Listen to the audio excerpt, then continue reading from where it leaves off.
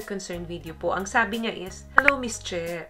Topic ka naman about alpha male. Ano nga ba yung mga alpha male na tinatawag? Ito yung mga personality ng isang lalaki na madalas influential and dominant. Madalas, sila yung mga nasa top position in the social status with a great power and money. Madalas, sila yung leader sa isang grupo. Mga extroverted nature, kadalasan. Ano nga ba yung mga characteristic and traits ng mga alpha male? Baka ikaw to. Ang mga alpha male, magaling humawak ng problema. Walang inuurungan yan kahit na anong problema ang ibato mo sa kanila. Hinaharap nila. Ganun sila katapang. Kino-conquer nila yung mga takot nila, yung mga insecurities nila para lang ma-overcome nila yung mga struggles na pinagdadaanan nila. Kahit na sobrang laki na ng problema, hindi mo mapapabagsak yan. Instead, haharapin nila yan. Alam kasi nila na ang failure is just part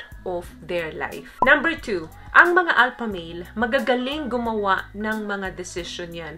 Kahit very tough na yung pressure na meron sa kanila, nakakapag-decision pa rin sila dyan right away. At once na nakapag-decision na yan, hindi mo na mababago yan. Ina-avoid nila yung mga second opinion at mas pinapakita nila yung confidence dun sa decision making nila na una. They are very determined talaga dun sa bawat decision nila. They are go-getters. So, gaano man kahirap yung goal na maabot, pipilitin niyang abutin yan kahit na ano pa yung mangyari. Another thing, ang mga alpha male, kahit na successful sila, kadalasan sa kanila, at kahit na go-getter sila, minsan akala mo arrogante, dominante, but they are humble. Kahit na naabot na nila yung mga achievements nila, yung mga goals nila sa buhay, hindi mo yan maririnig sa kanila.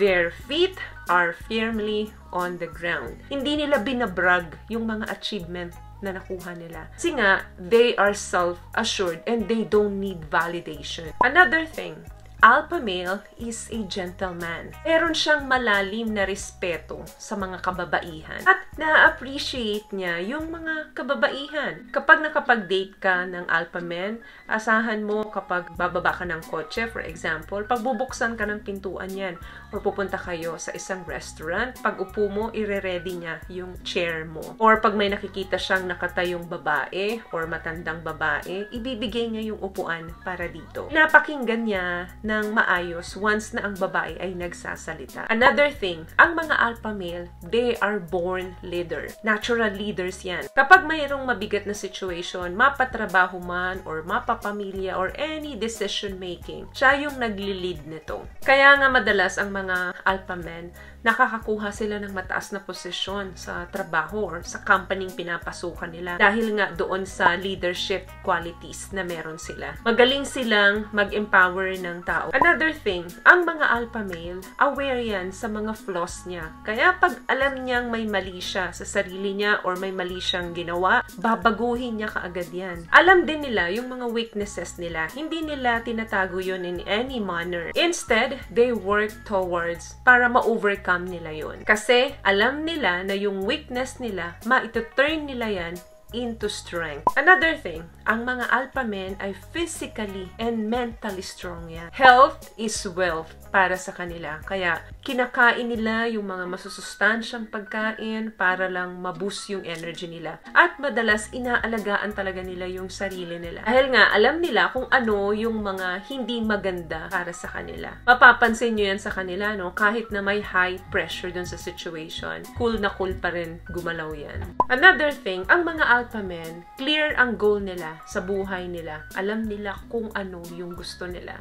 At trinatrabaho nila ng mabuti yun para lang ma-achieve nila yung goal na nakaset sa buhay nila. Pakiramdam kasi nila na bubuhay sila sa mundong to because of their purpose. Magagaling kasi talaga ang communication skills ng mga alpha men. Hindi lang doon, even yung appearance nila and posture nila, gusto nila lagi silang well-groomed kapag haharap sila sa crowded or paghaharap sila sa maraming tao. Madalas, pagkausap mo yan, naka-eye-to-eye contact sa'yo, naka-chin up, and pag nakipag-handshake sa'yo, very firm yan.